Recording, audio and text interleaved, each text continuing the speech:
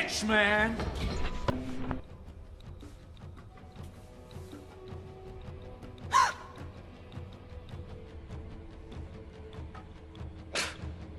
What's going on, guys? On this episode of On the Set for October Horrorfest, I'm checking out the original Amityville Horror.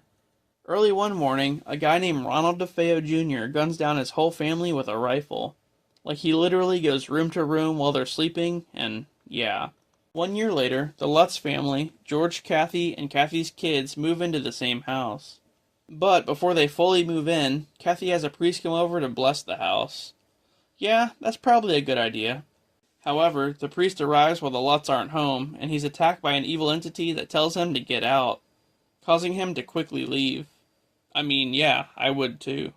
The following day, Kathy's aunt comes to visit, and she's a nun. But as soon as she steps inside, she gets sick and has to leave as well.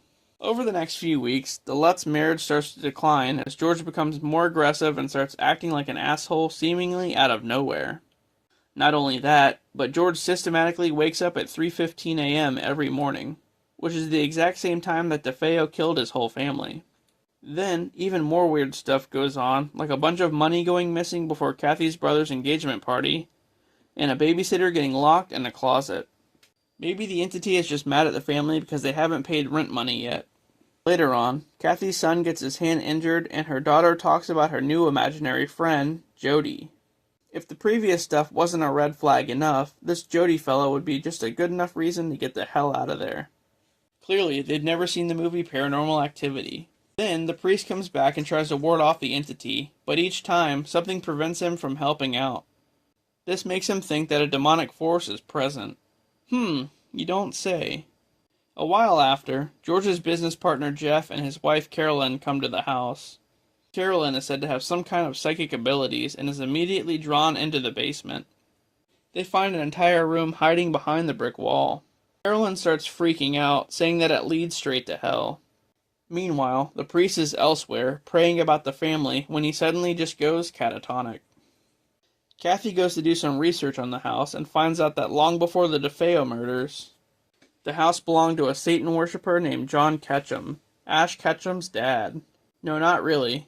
But it was also built on an ancient Indian burial ground, so that's not good. That night, blood starts dripping from the walls, and George, clearly not in his right mind, tries to kill the family. But he's suddenly stopped by Kathy. It's a pretty crazy scene, like he falls into this black goop. I'm not even sure what it is. After Kathy stops him, the whole family just suddenly leaves the house and drives away, leaving all their shit there and never looking back. The end. First of all, right after that first sketchy thing happened, I'd be out of there. But I guess they wanted to stick it out. They did finally leave, though, and I guess that's the main thing. Anyway, on the next one, we take a look at part 2, and I'll see you then.